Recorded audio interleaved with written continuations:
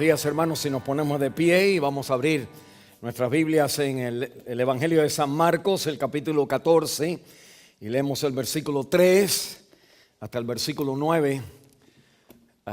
Marcos capítulo 14, versículo 3 al versículo 9. Lea así la palabra de Dios en esta mañana.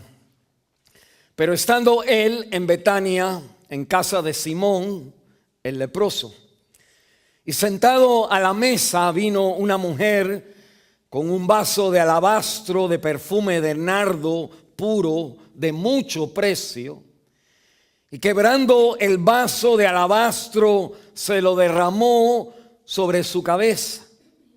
Y hubo algunos que se enojaron dentro de sí y dijeron: ¿para qué se ha hecho este desperdicio de perfume? Porque podía haberse vendido por más de 300 denarios y haberse dado a los pobres. Y murmuraban contra ella. Pero Jesús dijo: dejadla. ¿Por qué la molestáis? Buena obra me ha hecho. Siempre tendréis a los pobres con vosotros, y cuando queráis les podréis hacer bien, pero a mí no siempre me tendréis. Esta ha hecho lo que podía, porque se ha anticipado a ungir mi cuerpo para la sepultura. De cierto os digo que donde quiera que se predique este evangelio en todo el mundo, también se contará lo que ésta ha hecho para memoria de ella. Esta es la palabra de Dios. Vamos a orar. Nosotros hemos estado en una serie de contrastes. Lo que dice la Biblia, dando un contraste sobre dos cosas para enseñarnos a nosotros lo que es la fe cristiana, lo que es conocer a Cristo. En esta mañana, como saliendo casi de esa serie, pero todavía con esa idea, nosotros tenemos un contraste aquí de dos personas, aunque parece que no están, pero tenemos una persona que unge la cabeza de Jesús, y tenemos a alguien que en otro pasaje es Judas, quien vende a Jesús por 30 piezas de plata. Y vemos entonces lo que es ser un creyente y lo que es no ser creyente. Déjeme entonces introducirle este evento con esta pregunta. Cuando a sus hijos le pregunten, ¿cómo era tu vida en tu hogar? A esa pregunta implica, como yo hago esa pregunta cuando estoy en consejería con una mujer o con un hombre, con un matrimonio, o hablando de sus emociones, su depresión o sus ansiedades. Y la pregunta entonces es, al tratar de tomar la historia del problema, la mujer describiéndome, el hombre describiéndome el problema, una de las preguntas que un consejero hace es: descríbeme la vida en tu hogar. Porque hay una marca de nuestros hogares, de la experiencia de nuestros hogares, que marca nuestra vida y sin querer unge y da fragancia a todo lo que nosotros hacemos. Nosotros, si alguien te hiciera la pregunta a ti, nosotros muchas veces describimos nuestro hogar como con una frase solamente es lo que como que definimos muchas cosas, muchas historias. Por ejemplo, nosotros podemos decir a la pregunta ¿cómo era tu hogar?, que usted puede decir: mi papá. Uno le dice al pastor o al consejero: en mi hogar, yo me acuerdo que mi papá era una persona muy ocupado en su trabajo. Eso definiera para el consejero un insight, una luz a por qué, a lo que usted está pasando. Mucho, más de lo que uno cree. Alguien pudiera decir: ay, pastor, mi niñez fue muy triste. O alguien pudiera decir, ay, pastor, mi mamá era una mujer muy sufrida. Y con eso ya pinta el color del cuadro de la experiencia que llenaba y que llena el corazón, su mente, al acordarse de lo que las personas, cómo era el hogar. Alguien puede decir, mi papá siempre estaba borracho, pastor. O en mi casa, pastor, siempre estaban peleando. Hay tantas palabritas cortas, pequeñas, frases pequeñas que como que es el resumen de lo que esa persona vivió, la atmósfera, la fragancia que respiró, que respiramos en nuestra familia, o que sus hijos pudieran decir más adelante, si son chiquitos ahora, pero más adelante cuando ellos tengan los problemas de la vida. Y mi pregunta fuera, ¿qué dirán sus hijos de la fragancia, de qué se acuerdan ellos de nosotros? Y muchas veces es completamente diferente a lo que uno cree. Bueno, y menciono esto de qué nos recordamos, porque mi pregunta es qué olor, qué fragancia, si tú olieras, te recordara a tu mamá o a tu papá. Da la casualidad que mi esposa y yo estábamos pasando por un store donde venden como cosas de esas cosas que la gente se ponen crema y tiene todas estas cosas de crema y diferentes olores. Y había una que parecía bien bonita y yo entonces como que me puse un poquito y, ¡ay, qué olor más rico! Y se lo di a Mónica. Y Mónica entonces me dijo, huele como mi abuela. Y mire, mi abuela también. Y nosotros decimos, vamos a comprarle, no, porque no somos tan viejos, pero como, quizá por otra cosa que la abuela ahora viene a nuestra mente. Pero la idea es que hay olores que caracterizan la experiencia que uno tuvo en el hogar, que el olor puede ser algo literal, pero también puede ser una palabra con que nosotros resumimos, como mi papá era muy ocupado, mi niñez era muy triste. Eso fue lo que el niño vivía en su vida. Y en esta mañana nosotros llegamos a un pasaje aquí en Marcos capítulo 14 que nos habla de el olor que caracteriza a una persona salva, en vez de el olor que caracteriza a una persona que no es salva. Y en cierta manera esto es importantísimo, porque nosotros estamos yendo a la iglesia, estamos llevando a nuestros hijos, pero lo que los niños se acuerdan de el ambiente que ellos experimentaron en la casa. Y que el ambiente que ellos experimentaron en la casa es un ambiente que llena la fragancia de la casa. Aquí pues nosotros miramos a este relato conocido en la palabra de Dios, pero más importante de lo que nosotros creemos, esta mujer, la acción de esta mujer que rompe esta vasija, este vaso de alabastro, y se lo echa el nardo, el aceite de la fragancia, se lo echa en la cabeza de Jesús. Y la Biblia dice en Juan capítulo 12 que el perfume llenó la casa.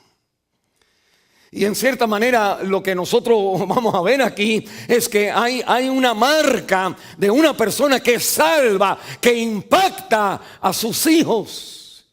Y hay una manera de estar en el grupo de Jesús, de venir a la iglesia, que hace que los hijos cuando concluyen o resumen el tipo de vida de nosotros, de los padres, pues no mencionan las cosas de Dios, sino mencionan, mis padres peleaban, o mi mamá estaba muy triste, o mi padre era borracho, o mi mamá era muy sufrida. Y esas son entonces las características que a veces nuestros hijos se llevan, la esencia, la fragancia de nuestro hogar. Mire entonces este pasaje en la Biblia me habla de tres cosas. En el versículo 3 hay una acción que la mujer hace, que todos conocemos, y me habla, esa acción me habla de la verdadera manera o razón por la cual nosotros vivimos la vida. Y el versículo 4 a 5 me habla de la reacción que las personas hacen hacia la mujer, y me habla del corazón que está en nuestras vidas. Eso es lo que se refleja.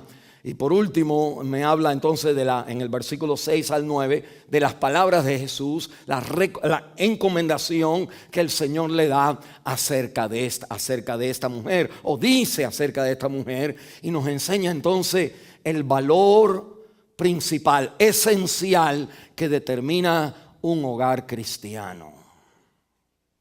Usted tiene que saber que yo soy su pastor. Que en cierta manera mi intención al mirar esto, yo saliendo de la serie de mensajes de que la Crisma, la Navidad en diciembre y la Semana Santa en el Domingo de Palmas, el Viernes de Crucifixión, el Domingo de Resurrección, me hice la pregunta: ¿cuál es el impacto que eso debe de tener en nuestra vida? Y una manera que la Biblia enseña es dándonos una comparación entre dos personas, y vimos las dos montañas, y vimos entonces las dos mujeres, y vimos entonces también los dos hombres orando en el templo. Pero ahora, siguiendo eso, es entonces ¿cuál es el impacto en el hogar? Y cómo los padres, nosotros en el hogar, ¿cuál es la característica esencial, principal, que deja un olor en el hogar donde tus hijos siempre se acordarán de que ese era el olor de mis padres? Y la Biblia entonces me habla a mí de esta historia, pues bien hermosa, que de un acto muy conocido en la palabra de Dios. Es para explicarle, es martes antes del Viernes Santo. Este es el martes de la semana del Viernes Santo. Jesucristo ha entrado el domingo en el Domingo de Palmas, y ahora el martes en la última semana de Jesús, que se llama la Semana de Pasión. Este martes Jesús va a Betania a juntarse con sus amigos, y le hacen una cena a él. En Betania vivía Lázaro, María y Marta. Pero también vivía Lázaro, el Señor lo había resucitado de los muertos en Juan capítulo 11. Y la Biblia me dice que estaba aquí, él fue a casa del leproso Simón. Es como que las personas que eran amigos de Jesús fueron aquellos que el Señor los tocó profundamente. Un leproso, quizás el mismo de Marcos, el capítulo 1, versículo 45, donde nos dice la Biblia que vino un leproso a él y le dijo: Señor, si tú quieres, puedes limpiarme. Y el Señor, dice la Biblia, que extendió su mano, lo tocó y dijo: quiero. Se limpió. Pero no se olvide de que antes de decir se limpio, que fuera para nosotros, si fuéramos Jesús, yo lo limpio y después lo toco, por si acaso. Pero la Biblia me dice que no. Jesús lo tocó y después lo limpió. Eso cambió su vida. Porque todo el mundo hace algo, pero no lo hace cuando es riesgo a tu vida. Todos nosotros venimos a la iglesia. Sí, no hay novela. Sí, no hay juego. Sí, no hay, en otras palabras, nuestra vida cristiana es caracterizada por nada de sacrificio, de riesgo, de vertir la vida a Jesús y que los hijos vean esa realidad. O si usted vive la vida cristiana balanceando lo que gana y lo que pierde, y yo les aseguro que sus hijos no van a tener una fe con que seguir a Cristo. Porque toda la vida Satanás le va a traer: vas a perder, mira aquí vas a ganar. Vas a perder, mira aquí vas a ganar. Mira, vas a perder. Y en este mundo, el carácter del cristianismo es que usted pierde cuando sigue a Cristo. Porque Cristo murió en la cruz del Calvario. La vida del creyente muere en la cruz siempre. Y la vida del creyente siempre tiene la esperanza de que no importa si yo muero o pierdo, porque me queda algo mejor que todavía está por venir. Si usted ya se ha olvidado de eso, pues usted está a la merced del evangelio de prosperidad. Usted está a la merced de que se hagan milagros. Está a merced de sectas cristianas que no te enseñan, como vamos a ver, la característica esencial de este encuentro de esta mujer con Jesús. Y la Biblia me habla aquí de que Marcos, cuando nos está dando la historia de la última semana, mire qué interesante, en el capítulo 14 me dice que faltaban 2 días para la Pascua. Quiere decir el jueves y el viernes, el jueves y el miércoles, y estamos hablando ahora del Tuesday, del martes. Que él entonces dice que los judíos, en el versículo 1 y 2 que nos leímos, querían matarlo. Odiaban a Jesús porque él había entrado el domingo, había entrado al templo, había limpiado el templo. Y los judíos entonces en el capítulo 13 le hacen la pregunta: ¿con qué autoridad entonces?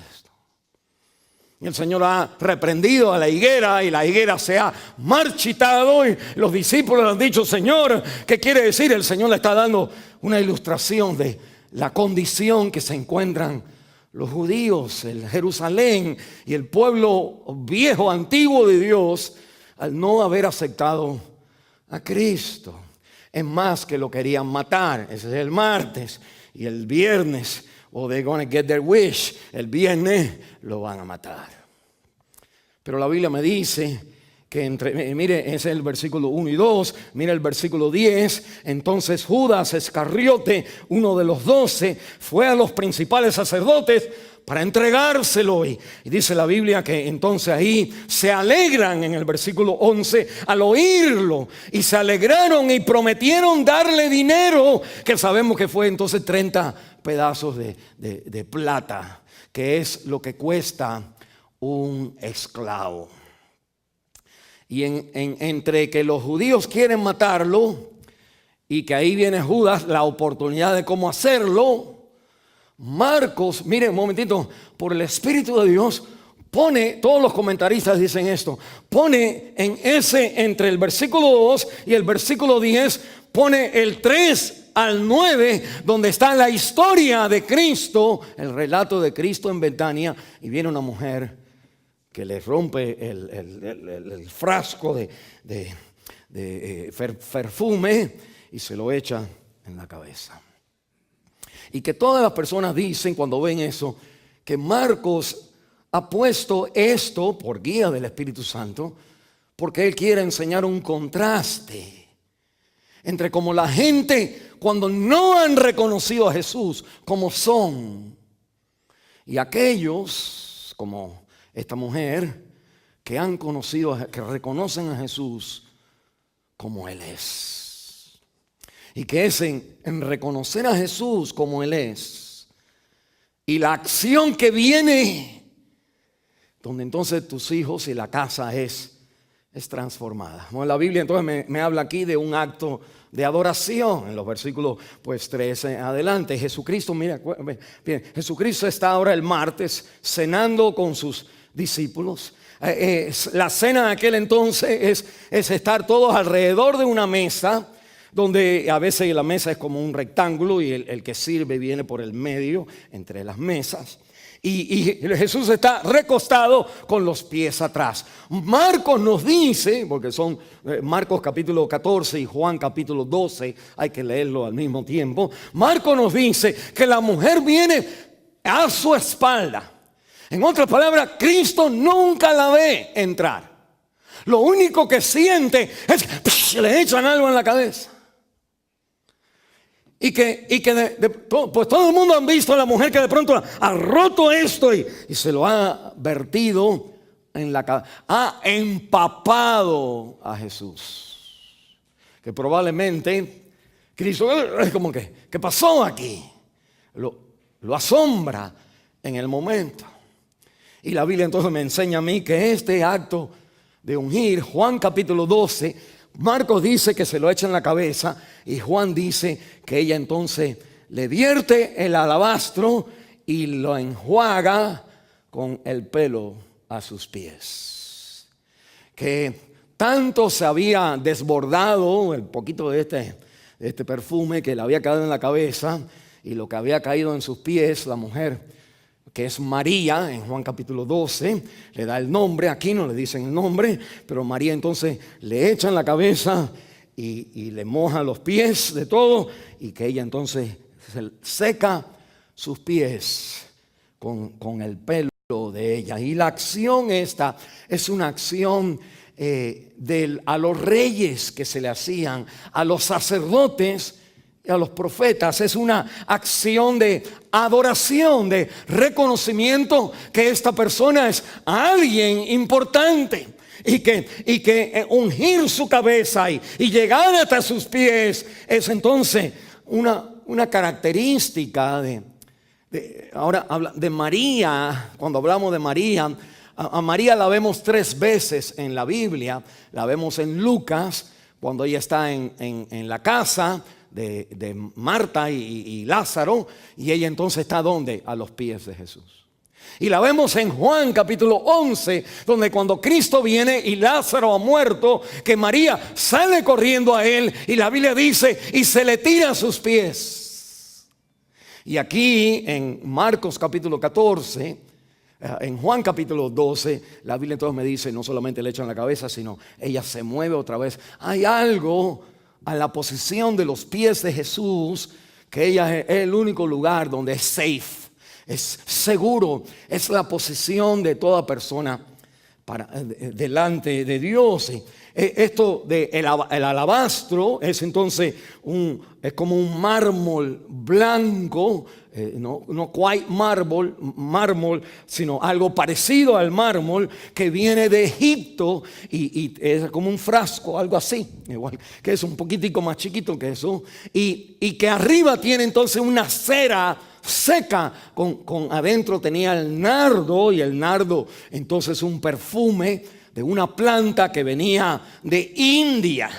Esta muchacha le trae al Señor, le traen el alabastro que tenía, la vasija que venía de Egipto, y el perfume que venía de India. Y es muy raro de encontrar algo así. Y lo otro que me dice es que cuando la gente le critican, le dice, esto se hubiera podido vender por más de 300 denarios. Uno ganaba un denario por día, una peseta. Y ella, esto dice la gente, y Judas es el que habla, que dice, esto debería ser vendido por más de 300. En otras palabras, 300 años y más, estamos hablando de 1 year. Si un denario es cada un día y el año tiene 360 días, estamos hablando de un salario de todo un año. Esta mujer no compró, no pagó su celular, no pagó su teléfono, no pagó su DirecTV, no pagó la renta, no pagó el mortgage, no pagó el carro, no pagó gasolina, no pagó comida. No, esta mujer no ha vivido de la nada. Para darle el ejemplo, por todo un año. Y con eso que guardó, se lo echa en la cabeza a Jesús. Nosotros llegaremos ahí, pero mire algo interesante. La Biblia me dice que todo en nuestra vida, lo que me está diciendo Marco, todo en nuestra vida, todos los valores que usted tiene, el carro modelo que se compró, la casa, el tipo de casa, uno compra casi siempre una casa que a uno no le gusta, o la idea que todo lo que uno adquiere es un reflejo del valor que uno tiene de esas cosas. Todo lo que uno tiene, la ropa que uno viste, el estilo de zapato, el estilo de ropa, todo el estilo de vida es un reflejo de las cosas que nosotros valoramos, de aquello que nosotros valoramos. Alguien ha dicho que todo ser humano tiene un valor central o algunos valores centrales por medio de los cuales uno toma las grandes decisiones en la vida. Por ejemplo, nosotros vinimos de allá para acá, donde quiera que sea allá, vinimos para acá, para Estados Unidos, pensando que si yo voy allá, pues voy a proveerle o voy a tener, y usted entonces tenía, ahí usted llene. Muchos de nosotros vinimos acá por nuestros hijos, para darle lo mejor a nuestros hijos. Y los hijos entonces, aunque parece que no, es algo importante que nosotros tenemos. Nuestra vida toma rumbos, toma decisiones, adquiere ciertas cosas para nosotros reflejar este valor que organiza todo lo demás. La Biblia dice aquí que cuando ella rompe este frasco, este alabastro sobre la cabeza de Jesús, en Juan capítulo 12, el versículo 3 nos añade que la casa se llenó del olor del perfume. La gente que estudian esto dicen que este frasco que ella tenía, porque venía de Egipto y porque venía de India, ahí en algo que esto era, en inglés se llama heirloom. En español, heirloom quiere decir un obsequio, un reliquio que uno tiene que se lo dio su mamá, porque su mamá lo recibió de su mamá y la mamá lo recibió de la otra mamá. En otras palabras, es algo valioso, importante a la herencia, a lo importante. Digamos, si usted tiene un reloj que su papá se lo compró, ya su papá falleció, pues ese reloj, o si un ladrón se lo robara, usted puede decir, me robaron el reloj, y alguien puede decir, pero mi hija, si es un reloj nada más. No, pero el reloj de mi papá. Y una vez, tengo mi anillo hoy, ¿verdad? Una vez haciendo yo ejercicio, me quité el anillo porque como le dije, se ha doblado y no es redondo ya. Lo llevé a un hombre que le diera, que lo arreglara, pam. Me dijo, no te lo puedo arreglar más porque si te doy otro martillazo te lo voy a romper. Y cuando como que se me perdió en el gimnasio, y yo entonces fui a la mujer, le dije, antes de ir a mi esposa, yo entonces fui le dije, se me perdió el anillo. Y ella entonces me hizo la pregunta, ¿es el original? Yo le dije, sí, son 39 años. Pero detrás yo estaba diciendo, please. Y yo llego allá, a mí, no es que mi esposa sea mala, pero yo digo, se me perdió el anillo. ¿Y por qué te lo quitaste? Es como que, ¿hasta dónde llegan las preguntas? Y las excusas, ¿hasta dónde? ¿Cuántas cosas uno va a decir para que no es que sabía yo? ¿Y cómo que no sabía? Bueno, más nunca uno se puede esconder. Pero la idea es que si uno pierde algo original, importante, como el anillo original, a veces que uno va comprando, porque el original era muy barato y es lo único que teníamos. Pero cuando es algo así, es algo muy importante. Y esta mujer le va a traer al Señor la cajita, el vaso de alabastro que viene de Egipto. No es fácil ir a Egipto y viene de India el perfume que está, el aceite que está allá adentro. Y viene puro. Quiere decir que esto, si ustedes perdieran la casa, la mamá diciéndole a María, si ustedes pierden la casa, si tienen problemas, si le falta dinero, si ahora tienen un cáncer y no tienen que pagar, si no tienen insurance, usen el alabastro. Porque esto te va a conseguir lo que tú necesitas. Pues tú sabes cómo somos nosotros los pobres, que cuando se nos da algo, pues uno lo guarda. Una de las cosas que mi esposa a veces me dice es que, por ejemplo, yo guardo el pan duro. Ella me dice, ya bótalo y compramos nuevo, pero es como que, ¿cómo uno va a tirar el pan? Y porque yo vengo de una familia, ¿ok? Del pan, arranca. El pan estaba duro. Pero uno cuando es pobre valora lo poquito que tiene. Los papeles no lo quiero perder, los libros, todo uno como que lo acapara. Y no porque uno es, sino porque uno fue pobre. Y al convertirse más viejo, aunque no tengo que vivir así, gracias al Señor, pero la pobreza se le sale a uno. Entonces limpiando, haciendo igual que mi papá. Pero no limpie, esto se limpia solo. Es como que a uno ahora se le sale la tradición. Bueno, lo que quiero decirle con eso a usted hispano es que ella ha tomado la seguridad de su futuro y lo ha roto en la cabeza o en un lugar, y de ahí mismo le ha echado entonces al Señor Jesús. Aquello que organiza nuestra vida, el valor mayor es lo que afecta el ambiente del hogar. Porque todo lo que ellos tenían de Jesús y conocían de Jesús no fue tan notorio y recordativo que queda en la Biblia como fue el acto de tomar lo más valioso y ponérselo, dárselo a Cristo. Mira un momentito, ese entonces es la vida que nosotros vivimos. Si nosotros tenemos a Cristo en nuestra vida, en nuestro hogar, pero nosotros calculamos, pues nosotros entonces decimos, no, mira, vamos a darle esto. No le deje el alabastro al Señor. Como Él sabe que nosotros necesitamos esto. Y lo que nuestros hijos necesitan ver, y me adelanto, es que no hay nada más valioso que Jesús. Y lo que uno valora es lo que llena el olor de tu casa. Mi papá valoraba el trabajo. Esa parte es mía. Mi papá, si alguien me pregunta cómo era tu vida, siempre ocupado. No había lugar para mí. Si él estaba haciendo algo, yo venía, papi, te quiero ayudarte, o me paraba ahí, me dejaba, y de pronto cuando como niño uno hacía las cosas que no estaban bien. Deja muchacho. Mejor yo lo hago.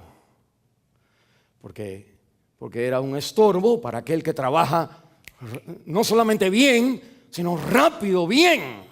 Las dos cosas. Y él entonces no. Y la idea es que entonces uno crece con el papá ahí y uno por acá. Y aunque hoy yo valoro el trabajo, pues también uno tiene esas imperfecciones de lo que es tener la mente nada más en lo que voy a hacer y no ver a las personas alrededor de uno. Pero la Biblia me está diciendo a mí que cuando mi papá valoraba el trabajo, pues cuando llegaba las crismas, él estaba en el trabajo. Nosotros en la Navidad siempre él no estaba en la casa, en el 31 no estaba en la casa. ¿Por qué? Porque en ese tiempo él tenía su tienda, tenía un horno y ahí asaba los lechones. Bueno, y hacía mucho dinero porque todo el mundo decía Arístides, el nombre de mi papá. Arístides, hagan un lechón, tenemos una fiesta. Y él entonces le hacía los lechones, como 10 lechones andando y todos en diferentes horas. Pero eso quiere decir que la familia se quedaba sin el tiempo. Los juguetes nosotros jugamos solos y el 31 de año pues estaba mi mamá con su familia, pero mi papá ya estaba de noche cocinando para todo el mundo. En otras palabras, cuando el carácter de nuestro hogar es hacer dinero o comprar o ir al gimnasio, que nuestros hijos, lo que llena el ambiente del hogar no es que vamos a la iglesia de vez en cuando, es que es lo que llena lo más valioso en tu vida, que organiza los valores de tu vida y cómo tú desarrollas tu vida. Si alguien, por ejemplo, un varón tiene una adicción o tiene digamos que gamble, que uno da dinero a algo y después que pues los hijos van a ver, la familia va a ver que teníamos casa, ahora no tenemos casa, teníamos un carro y el papá lo perdió porque jugaba. Y cuando esas cosas determinan la vida, o si es o eso, o otra mujer, o otras mujeres, o otras hijas, o otras cosas, pues eso es lo que llena el hogar, aunque le decimos miles de cosas a nuestros hijos. Nuestros hijos, lo que afecta a nuestros hijos es el olor del hogar. Es la característica principal que determinaba nuestra vida, que se conoce por lo que es el valor mayor en tu vida. La Biblia entonces me dice a mí que esto revela el corazón del ser humano, porque miren, aquí está la reacción de los que estaban ahí cuando la mujer viene y hace esto. Dice el versículo 4, y hubo algunos que se enojaron dentro de sí y dijeron: ¿para qué se ha hecho este desperdicio de perfume? Porque podía haberse vendido. Y el versículo 6, Jesús dice: ¿por qué la molestáis?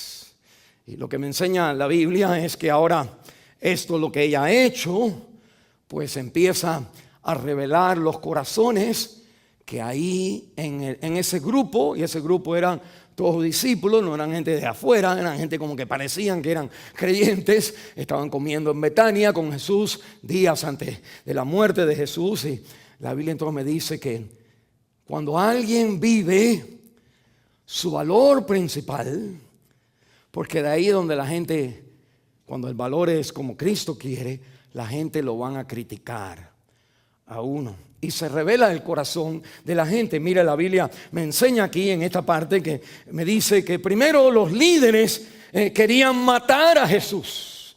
En el versículo 1 y 2. Pero ahora mire conmigo el versículo 4.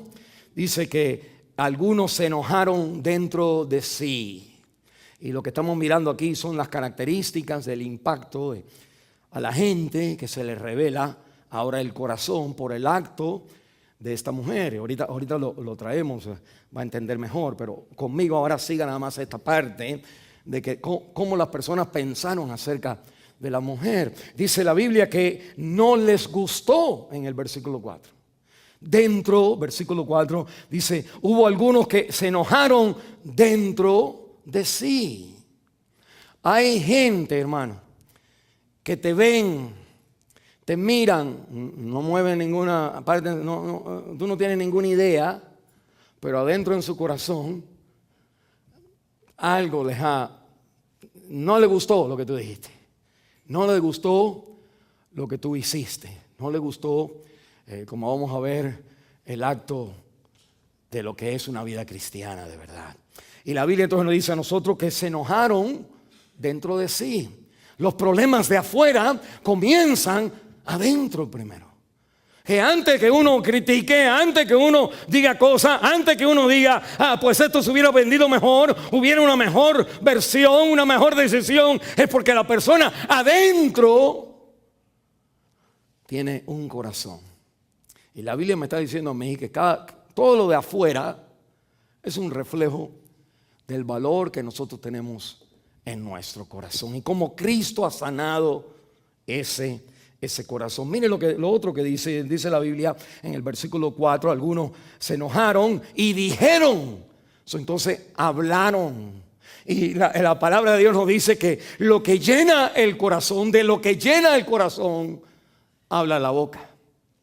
Hay veces que, mire, yo tenía un tío, perdóname que siempre, como hago alusión a experiencias que yo tuve, es lo único que conozco, lo que yo tuve.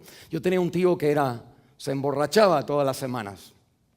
Y él vivía con nosotros, porque había venido del país de nosotros y pues no tenía dónde estar. Y mi mamá, él es el más chiquito de los dos hermanos.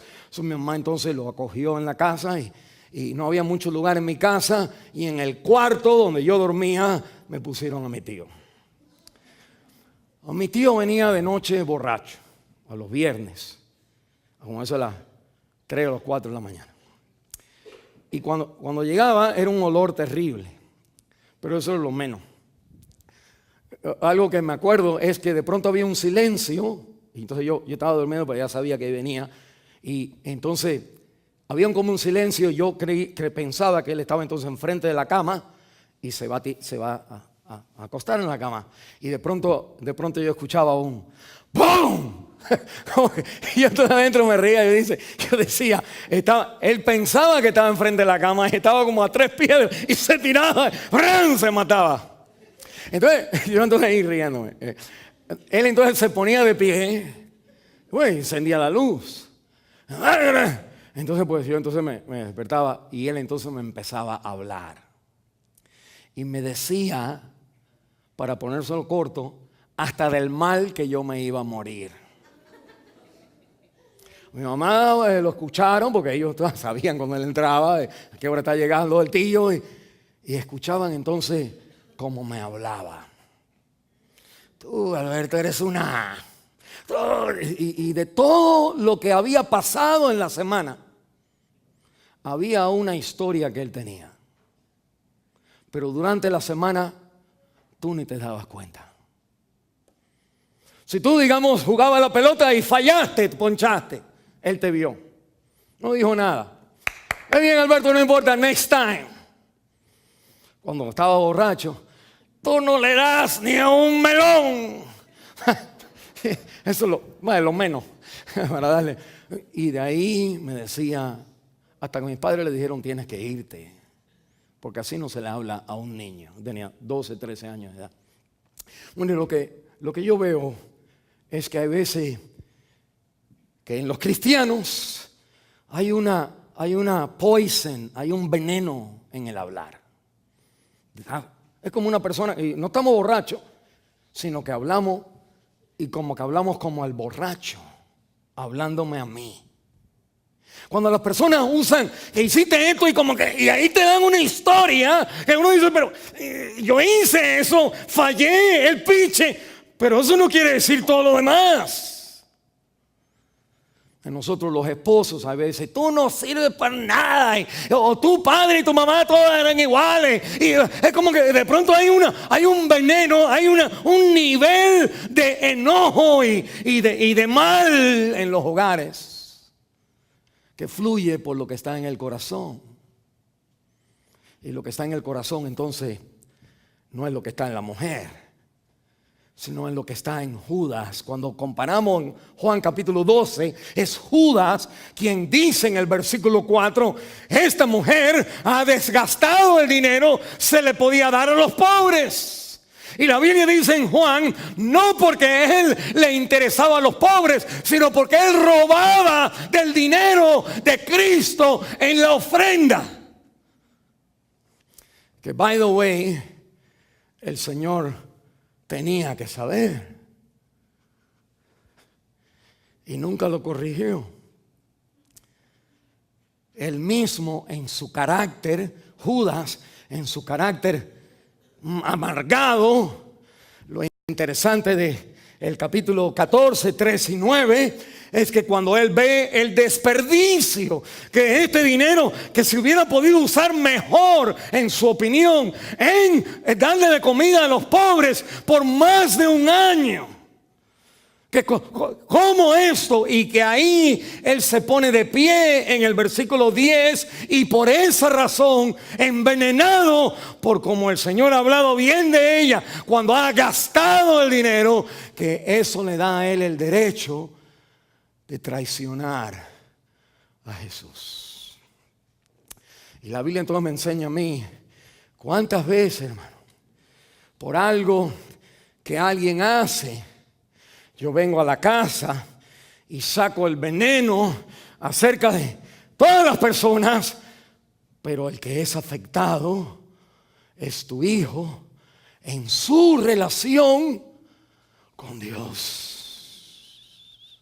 Lo envenenas, no en contra del pastor o de la hermana, lo envenenas en contra de Cristo, su única esperanza de salvación. Y la Biblia entonces me está diciendo a mí que esto es la causa por la cual Judas traiciona a Jesús. Y en lo que la mujer gasta todo lo que tiene, toda la aseguranza, que Judas lo vende a él por ganar seguranza. Todo porque el valor de esta mujer le sacó a él lo que en verdad había en su corazón. Él usaba a Cristo siempre y cuando que Cristo fuera un valor a él, un balance de que si yo doy, pues Él me va a dar. Pero no cabe en la mente, miren, no cabe en la mente, esta es la marca, no cabe en la mente de un inconverso que uno pueda dar al Señor sin recibir nada. Y esta es la diferencia entre dos personas, que uno dice ser creyente y el otro no. El creyente va a ser como la mujer. El creyente como Judas va a estar calculando cuál va a ser mi return, ¿qué podemos nosotros hacer mejor? Como que de pronto la pregunta, ¿no es Cristo suficiente para gastarlo todo en Él?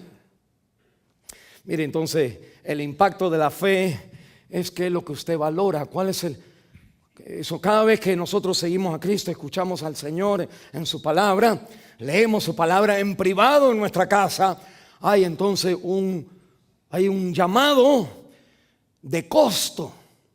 Y no estamos hablando ahora de costo de dinero, sino un costo de tengo que pedir perdón. Tengo que parar de hacer esto. Pero uno entonces empieza a decir, no. En otras palabras, uno empieza a valorar lo que me demanda el Señor y lo que me cuesta la demanda del Señor, lo que manda el Señor, lo que no manda el Señor, lo que no puedo hacer. Y ese es el olor que entonces sale a los hijos en nuestro hogar. Y la Biblia entonces me está diciendo a mí que el olor que llena el hogar es que en el versículo 6 en adelante, Jesucristo nos dice por qué la mujer hace esto. ¿Por qué ella hace esto?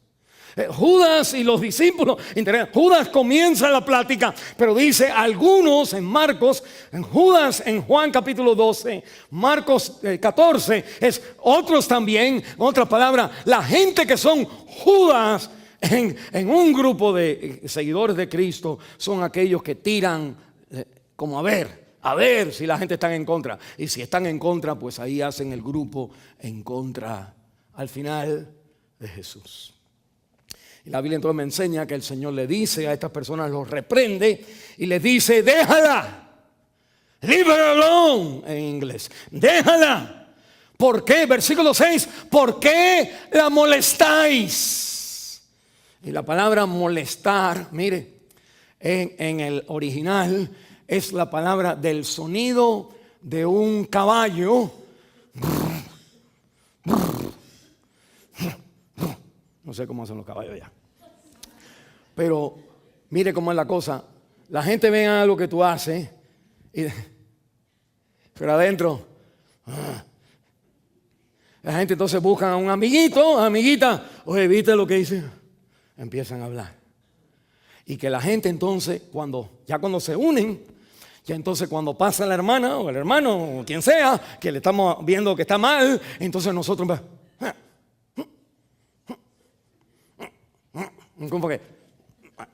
como que de pronto sale el sonido de que ahí llegó.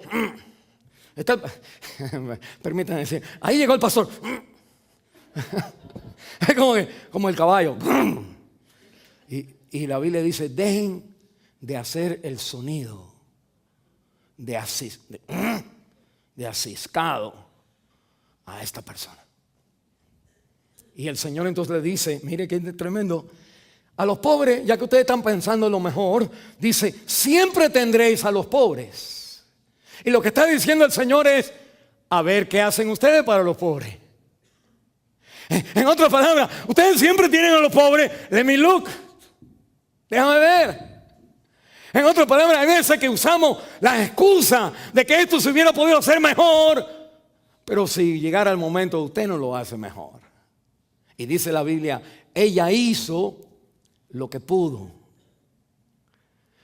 No lo que usted tiene en mente o lo que yo tengo en mente, sino lo que la persona puede. Que en otras palabras, no hay que castigarla a la mujer cuando ustedes no han hecho nada, pero él o ella es la que ha hecho lo que ha podido. Y la Biblia entonces me dice, ha hecho, versículo 6, buena obra me ha hecho. Y la palabra buena obra, la palabra buena es la palabra para los hermanos que van al seminario, la palabra kalos, que quiere decir beautiful, hermoso, bello. Lo que ella hizo fue un acto bello hacia el Señor. Y la Biblia entonces me dice esta realidad, la encomendación del Señor, es que cuando una persona es tocada por Cristo, ¿por qué va a hacer lo que va a hacer? ¿Qué va a ganar? ¿Qué es lo que le va mejor? Que la Biblia me está diciendo, la mujer hace lo que hizo, de tener esto que viene de su mamá, de su familia, de la herencia, de lo que le va a ayudar a ellos cuando tengan problemas de verdad. Que uno, cuando conoce a Cristo, Él lo merece. Él lo merece. La pregunta es, ¿por qué la mujer gastó el dinero? Lo gastó en esta acción porque Él lo merece. Ese olor llenó la casa. Mire cómo cambian los hijos. Cuando mi hogar, el ejemplo que damos es en todo lo que hacemos. El domingo por la mañana, digamos, ir a la iglesia, la ofrenda, todo, el servir, el tiempo, la casa que compramos, la gente que viene, la ayuda que damos a los demás, los valores que tenemos, todo es con esto y esto solo, porque Él lo merece. Cuando usted diga, el Señor, pero nosotros necesitamos, ese no es el olor que transforma el corazón de los muchachos. Los muchachos necesitan ver que sus padres ven a Cristo, que Él se lo merece. El cigarro se acaba, lo malo se acaba porque Él se lo merece. Las peleas se paran porque Él lo merece. Todo es porque Él lo merece. Cuando usted dice no importa lo que Cristo piense, yo voy a hacer, usted entonces está desvalorando a Cristo y valorando algo más. Y es entonces el olor que se escucha, que se huele, que se siente en el hogar. Toda pérdida en tu vida, Él lo merece. Toda actitud que guiamos a nuestros hijos es porque Él lo merece. Todo consejo que le damos, el énfasis es porque Él lo merece. Y la Biblia me dice que esta mujer creó un tsunami de bendición. Mire cómo la Biblia lo presenta. La Biblia presenta primero que al ella romper el alabastro y darle el nardo con que ella iba a salvar a su familia, porque Cristo lo merece. Los demás hay que hacer algo con eso. Pero la Biblia dice, si Él lo merece, no importa lo que uno pierde en Él. Y la Biblia entonces me enseña a mí que la mujer, primeramente, cuando vive así, bendice el cuerpo de Jesús, porque Cristo dice, para mi sepulcro, que me entierren, para eso me ungió. Ella puede ver que voy a morir y el olor de esta fragancia va a permanecer en mí. Y pienso yo, no está en la Biblia, pero pienso yo, cuando el Señor pasó la semana y lo llevan a Getsemaní, le golpean, quizás Él, al cargar la cruz, hay momentos donde lo golpeaban, Él de pronto olía el fragante, algo que le quedaba de la mujer en su vida. Y Él decía, valoran mi muerte. Porque ella lo unge a Él sin saber, lo unge a Él para su muerte. El Señor, la mujer en su acto, pues bendice a Cristo. Con eso es suficiente. Pero el tsunami ahí viene. Dios, mire, usted nunca puede hacer nada por Cristo donde usted lo perdiera. Usted cuando lo pierde, el Señor nunca a usted le puede deber más a Dios de lo que Él puede darte a ti. Y la Biblia me dice a mí que ella no solamente bendice el cuerpo, sino bendice el hogar. Porque todo el mundo dice, y ese olor, esa fue fulanita que gastó en otra palabra. ¿Y por qué el olor, mami? Ese es el olor que mami tomó esto y lo rompió en la cabeza de Jesús, y lo rompió y se lo echó en la cabeza a Jesús. En otras palabras, siempre estaba el testimonio en todos los demás que mi mamá tiene un corazón hacia Cristo como si fuera verdad. Ese es el olor. Pero no solamente bendice a Jesús, bendice el hogar, sino que bendice la aldea. ¿Cuál es la aldea? Betania. ¿Qué era Betania? Betania era un pueblecito chiquitico. Y Betania se conoce hoy porque la mujer ungió a Jesús. Todo el mundo empezaron a decir, oye, me imagino lo que son salvos allá. Oye, ¿leíste a Betania? Cuando usted llega al cielo, un santo le va a decir, yo vengo de Betania. Usted va a decir, oh, la mujer que ungió a Jesús. Ah, amén. Y no solo el town, el barrio se bendice, sino que la Biblia me dice, la iglesia del Nuevo Testamento es bendecida porque Marcos escribe después de los sucesos. Marcos está escribiendo como en los años 45, 46 después de Cristo. Esto ocurrió en el año 33 y la iglesia está acordándose de este evento, inspirado por el Espíritu, poniéndole en la Biblia, porque cuando usted como cristiano en la iglesia primitiva pierda los valores porque Roma o los judíos te persiguen, Cristo es digno, se lo merece. Y la Biblia me dice que el tsunami sigue, el cuerpo de Jesús, la casa, el barrio, la aldea, la iglesia, pero también usted, porque donde quiera que en todo el mundo, porque donde quiera que se predica este evangelio, de vez en cuando el pastor va a sacar de esta Betania y va a decir, hubo una mujer, para recordarle al creyente en estos años que la marca de saber si somos salvos, el olor que a los niños, a nuestros hijos, le recordará de usted, va a ser el olor de una vida que valoró a Cristo porque Él lo merece. Digamos que usted tenga un novio o una novia. Qué difícil es romper. ¿Cómo va a romper? Digamos que ya viven juntos, pero no se han casado. ¿Cómo voy ahora a arreglar? La única manera que te va a poder ayudar del dolor de tu corazón va a ser, voy a quebrarme con él, romper con él, porque Cristo lo merece. Esto cambia tu vida. Vamos a orar.